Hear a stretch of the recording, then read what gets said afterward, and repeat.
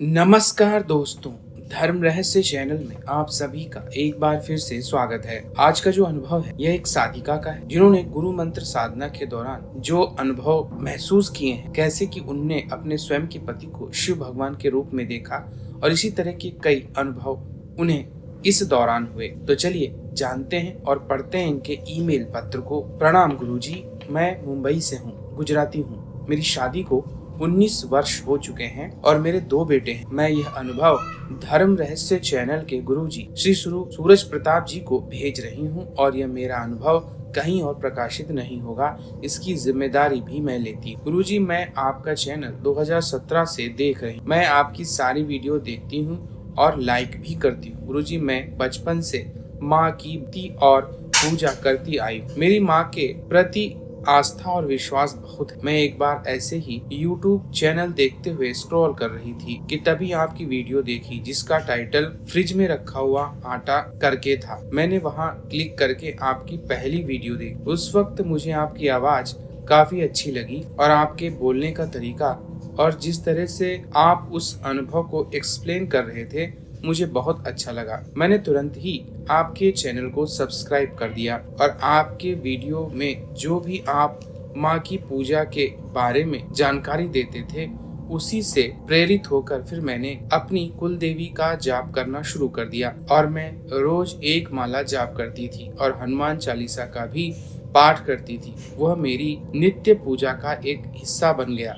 फिर लॉकडाउन में सुगंधा देवी की वीडियो आया और वह मेरा सबसे फेवरेट वीडियो था और उससे मैं सुगंधा देवी ने जो शिव स्तोत्र को पाठ बताया था वह पाठ भी मैं रोज करने लगी। गुरुजी, मैंने आपसे 24 नवंबर 2023 के शुक्रवार यानी जिस दिन तुलसी विवाह था तब गुरु दीक्षा ली और गुरुजी मुझे गुरु मंत्र भी वही मिला जिस मंत्र का जाप मैं पिछले 5 सालों से कर रही थी, मेरी कुल देवी का मंत्र। गुरुजी, जिस दिन मैंने गुरु दीक्षा ली उसके पहले दिन मैंने सारी न्यास विधि और विनियोग कर 10 माला गुरु मंत्र का जाप किया और उसी दिन जब मैं दोपहर को सो रही थी तब मुझे शिव जी के रूप में मेरे पति दिखाई दिए, यानी जटाधारी, त्रिशूल और गले में सांप मगर चेहरा मेरे पति का था।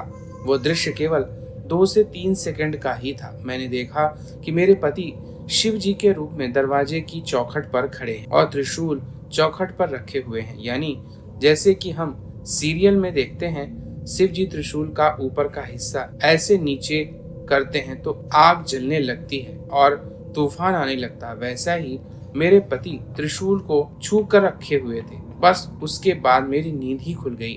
अब गुरुजी, मैं आपसे मेरे पति के बारे में कुछ बताना चाहती हूँ कि मेरे पति बहुत समझदार और लविंग केयरिंग हस्बैंड है। पत्नी की इज्जत करना पति से अच्छा कोई नहीं जानता। पत्नी में ही एक अच्छे दोस्त को देखना, वो मेरे साथ एक दोस्त की तरह ही रहते हैं। अभी के एक वीडियो में आपने बताया था ना कि पत्नी को तन से नहीं मन से प्यार करो, बस वैसे ही मेरे हस्बैंड, उनको बुद्धू और भोला भंडारी कहती भी हूँ, बुलाती भी हूँ और बहुत शांत स्वभाव के वहाँ। वो दिन पहले तो हो गया, उसके 3 दिन रविवार के दिन मैंने गुरु मंत्र का जाप किया और सुबह 11 बजे मैं नाश्ता करके ऐसे ही थोड़ी देर आराम करने के लिए लेटी थी कि मेरी आंखें लग और पूरी सोई ही नहीं थी कि आधी नींद में थी और मैंने सपने में एक मंदिर देखा। वह भी बाहर से जैसे सीधी सीढ़ी चढ़ते हैं वैसे ही सीढ़ी पर मैंने माता के बाघ को देखा, यानी टाइगर को देखा। वह सीढ़ी के कॉर्नर में बैठा हुआ था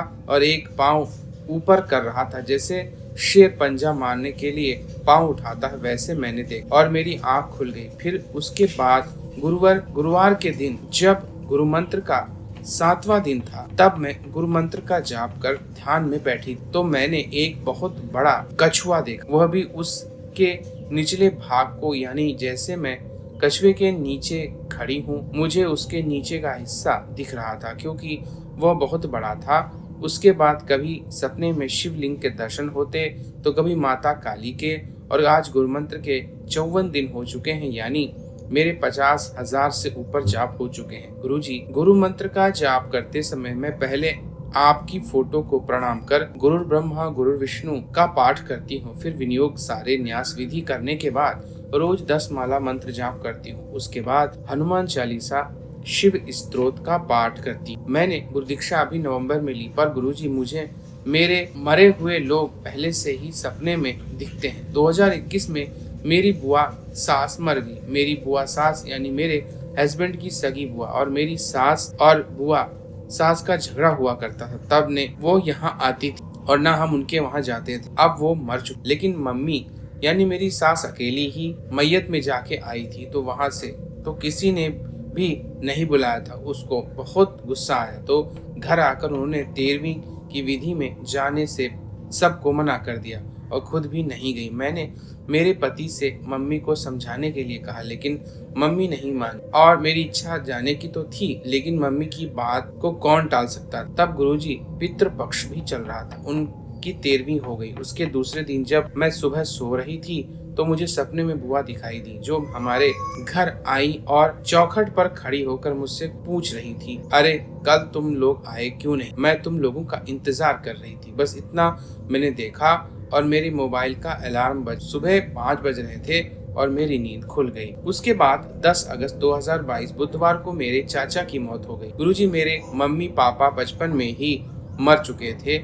मेरे चाचा चाची ने ही हम 5 भाई बहन बड़े की और हम दोनों बहनों की शादी कराई। उनका लीवर डिजीजेस हो गई थी, जिसकी वजह से उनकी मृत्यु हुई थी। जैसे ये खबर मिली, दौड़ती हुई मायके गई और उनका हाथ पकड़कर बहुत रोई। उसके बाद 2023 गुड़ी पड़वा के दिन आया, बुधवार था। उस दिन सुबह में सपने में मुझे वही दृश्य दिखाई दिया। मैं चाचा का हाथ पकड़कर बहुत रो रही। तब चाचा ने मेरे हाथ पकड़ लिया और उन्होंने आंखें खोली और कुछ कहे कर वापस मर गए। मुझे कुछ समझ में नहीं आया। मैंने वहां बैठी सारी औरतों से पूछा कि काका ने क्या बोला, तो उसमें से एक महिला ने कहा कि चाचा ने मेरे नाम चाय पिलाओ सबको, और उसके बाद मेरी आंखें। मैंने तभी रास्ते पर जो खड़िया काम कर रहे थे उन सब मजदूरों को चाय पिलाई। उसके बाद कई बार मुझे चाचा सपने में दिखाए, लेकिन बुधवार के दिन ही मैं ये लेटर आज शुक्रवार यानी 9 फरवरी को टाइप कर रही, तो परसों यानी बुधवार के दिन फिर मुझे चाचा सपने में दिखे। अब गुरुजी गुरु मंत्र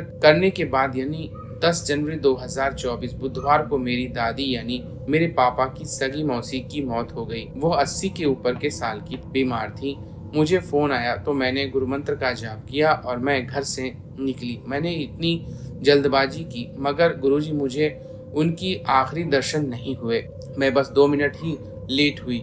मुझे देखकर सब यही बोले कि अभी लेके गए हैं। मैं ये बता नहीं पा रही। गले से लेकर आगे के बाद मेरे हस्बैंड और फिर शमशान भी गए, जहां दादी को लेकर गए थे, लेकिन उनकी भी वहां दादी को दर्शन उन्हें भी नहीं हुए, क्योंकि तब तक वह जलाने के लिए अंदर मशीनों में डाल चुके थे। उनकी पूरी तरह जब लौट कर आए और मेरे मन में यही बात खल रही थी कि दादी के आखिरी दर्शन नहीं हुए। फिर सुबह यानी गुरुवार को सुबह मुझे दादी सपने में दिखाई दी। मैंने देखा दादी छत पर बैठी हैं। मैं मेरे सिंदूर की जो स्थिति है वो फैल गई वो देख रही थी, और जैसे कि बारिश की बूंदें अगर सिंदूर पर गिरने से वो फैल जाता, वैसे ही फैल गया था। और दादी ने मुझे देखकर कहा कि आ मैं ठीक कर दे, और मैं दादी के पैर के पास या नीचे बैठ गई। मैंने अपने हाथ उनके घुटनों पर रखे और चेहरा उनकी तरफ करके बैठ। वो मेरे सिंदूर ठीक करने लगी और मेरे हस्बैंड मेरी तरफ पीठ करके फोन पे बात कर रहे थे। बस उसके बाद मेरी नींद खुल गई। वो गुरुवार मार्गशीर्ष गुरुवार का आखिरी गुरुवार था। मैंने पंडित जी से उद्यापन के लिए पूछा तो उन्होंने मना कर दिया कि कल की मौत हुई है तो आज व्रत या उद्यापन ना करो। मैंने सब पूजा की सामग्री संभाल कर रख दी और उसके बाद गुरुजी अभी मंगलवार को जब मेरे गुरु मंत्र के 51 दिन पूरे हुए, उस दिन एकादशी थी और मैं मंगलवार की दोपहर को सो रही थी। तब मुझे मेरे ससुर जी का सपना आया। गुरुजी मेरे ससुर मेरी शादी के पहले ही मर चुके। रोज उनकी फोटो को प्रणाम करके आशीर्वाद मांग। गुरुजी मैंने सपने में देखा मैं और मेरे पति रास्ते में कहीं जा रहे, तभी सामने से मेरी सास दौड़ती हुई आई और मेरे पति को बोलती है जल्दी चल, तेरे पापा को कुछ हो गया है। तभी यह खबर मिलती है कि पापा मर चुके। यानी मैंने उनको सपने में नहीं देखा, सिर्फ सुना था। उनके बाद 18 जनवरी को हम लोग घूमने गए। मेरे बड़े बेटे का 18वां बर्थडे और 20 जनवरी को था तो उसकी इच्छा कर रही थी कि वो अपना 18वां बर्थडे दगाड़ू सेठ गणपति मंदिर जाके बप्पा के दर्शन करे और हम लोग 18 जनवरी को घर से निकल गए।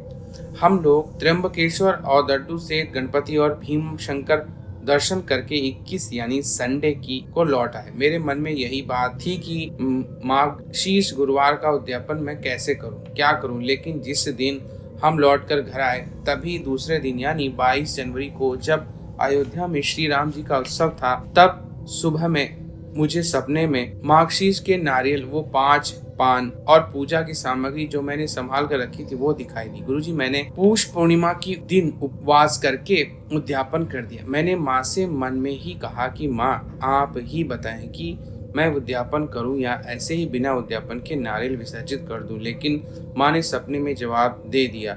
अब गुरुजी, आज यानी 9 फरवरी सुबह में मुझे बप्पा के दर्शन हुए। मैंने देखा कि गणेश चतुर्थी का दिन है और मेरे बिल्डिंग के नीचे सार्वजनिक गणोत्सव हो रहा है और मैं बालकनी से नीचे देख रही हूँ। बप्पा की पीठ दिख रही थी और बप्पा पीछे मुड़ के मुझे देख रहे थे। जैसे हम जाते वक्त कैसे पीछे मुड़कर देखते हैं, वैसे ही बप्पा मुझे देख रहे थे। बप्पा के साइड फेस दिख रहा था और तभी गुरुजी मेरी आंख खुल गई। गुरुजी, मेरा बड़ा बेटा बप्पा को बहुत मानता है। जब हम उसके 18वें बर्थडे में दगाड़ू सेठ गणपति गए थे तो मैंने बप्पा से बोला था कि मेरी प्रार्थना की थी बप्पा मेरे बेटे को गलत संगत से दूर करके माता पिता के लायक बेटा बनाए। गुरुजी, मेरा बेटा बीकॉम कर रहा है। वैसे तो बहुत अच्छा है मगर दोस्त और दुनियादारी में पड़ा रहता है जिसके कारण घर में खिचखिच होती रहती है। मैंने बप्पा से उस दिन के लिए सही मार्गदर्शन की प्रार्थना की थी। अब गुरुजी, मेरे प्रश्न है कि मुझे शिव जी के रूप में मेरे पति के दर्शन क्यों हुए, वो बड़ा कछुआ क्यों दिखा और माता का बाघ मंदिर की सीढ़ियों पर क्यों बैठा था, और गुरुजी बप्पा मुझे ऐसे पीछे मुड़कर के क्यों देख रहे थे, और गुरुजी चाचा ने सबको चाय पिलाने के लिए क्यों, बुआ सास क्या सच में हमारे इंतजार कर रही थी, और दादी का मेरे सिंदूर का ठीक करना क्या मतलब है, और मेरे पति हमारी तरफ पीठ करके फोन पे बातें कर रहे थे,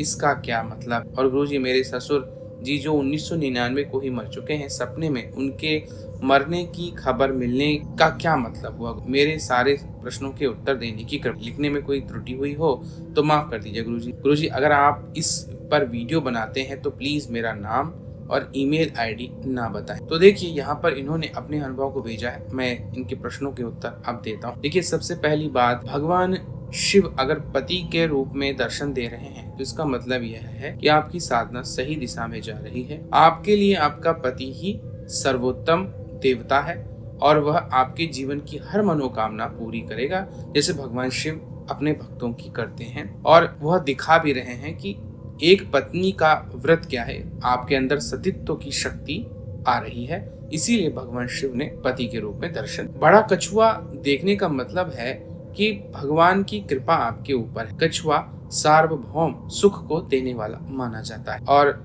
जानते भी कच्छप अवतार भगवान ने क्यों लिया था, सारा बोझ अपने ऊपर उन्होंने ले लिया था, मंदराचल पर्वत। इसी तरह मंदिर की सीढ़ियों पर जब शेर देखा तो मतलब आप माता की साधना से माता की ओर बढ़ रहे, और उनकी तरफ बढ़ने पे सबसे पहले उनके गण ही दिखाई पड़ते हैं। वही गण एक शेर के रूप में आपको दिखाई दिया। आपके गणेश जी का स्वरूप जैसा दिखाई दिया, उनका पीछे मुड़कर देखना यह था, आप आने वाले जब गणेश उत्सव शुरू होगा तो उनकी पूजा अवश्य कीजिएगा, और तब वह चाहते हैं कि उनका भी उसी तरह विदाई की जाए। रही बात बाकी जितने आपके अनुभव हैं, चाय पिलाने से लेकर बाकी चीज, यह सारे के सारे गुरु मंत्र के प्रभाव के कारण है। मैंने पहले के वीडियोस में भी यह बात अच्छी तरह बताई है कि गुरु मंत्र की साधना जब हम लोग करते हैं तो हमारी आत्मा विभिन्न लोकों से होकर के गुजरती है। जब हम सो रहे हैं तो उसमें यम लोक के बाद सबसे पहले हमारा पितृलोक शुरू होता है, उसके बाद आगे के लोकों की ओर गति होती। तो हम जब पितृलोक में पहुंचते हैं तो हमारे जितने भी पूर्वज वहां स्थित हैं, आपके तेज को देख करके, क्योंकि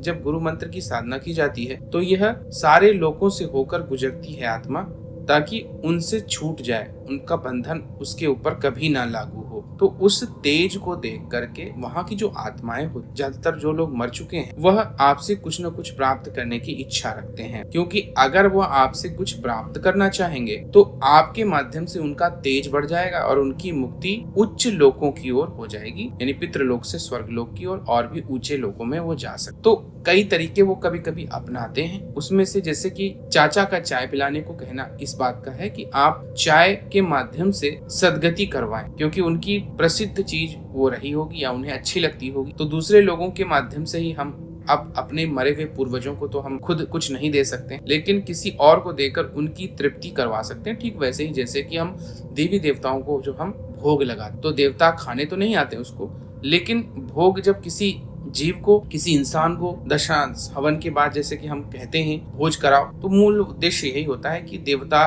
उस शरीर में आकर खाए, वह पितृ उस शरीर में आकर खाए, तो उन्हें मानसिक रूप से ग्रहण करते हैं, इसीलिए यह क्रियाएं की जाती हैं और वह कराने की कोशिश भी करते। सिंदूर को ठीक करने का मतलब भी यही है कि दादी का कहना यह है कि आपका सिंदूर की रक्षा मैं कर रही हूँ, आपके पति को मैं बचाने की कोशिश करूँ। हो सकता है कोई संकट उस वक्त आ रहा, इसीलिए पति का भी ऐसा ही है, आपके पति की रक्षा के लिए कई शक्तियां आपके साथ रहीं, जिसकी वजह से उनको कोई परेशानी ना। और ससुर जी का भी इसीलिए आना हुआ क्योंकि ससुर जी ने देखा कि मेरी केवल एकमात्र बहू ही जो वह तप की ऊर्जा धारण कर रही है गुरु मंत्र के माध्यम से, इसीलिए ये जितने भी पूर्वज हैं वह सारे के सारे आपके सपने में आते रहते हैं और आपसे जुड़कर कुछ ऊर्जा प्राप्त करना चाहते और उस ऊर्जा के माध्यम से अपना कल्याण करना चाहते, क्योंकि दुनियादारी खत्म होते ही केवल जो चीज अस्तित्व में रह जाती है वह यही है कि वो वास्तविक सत्य जो शरीर के बिना है, जिसको प्राप्त करने की इच्छा जीवन में व्यक्ति नहीं करता, किंतु मरने के बाद वही सब कुछ हो जाता है, जिसे हम मोक्ष कहते, जिसे हम निर्वाण का मार्ग। इसीलिए ज्यादातर गुरु मंत्र जाप करने वाले साधकों को जब उनकी आत्मा पितृलोक से होकर स्वप्न के माध्यम से गुजरने लगती है तो उनके पितृ अवश्य दिख। तो ये थे इनके अनुभव। अगर आज का वीडियो आप लोगों को पसंद आया है तो लाइक करें, शेयर करें, सब्सक्राइब करें। आपका दिन मंगलमय हो। जय मां पराशक्ति।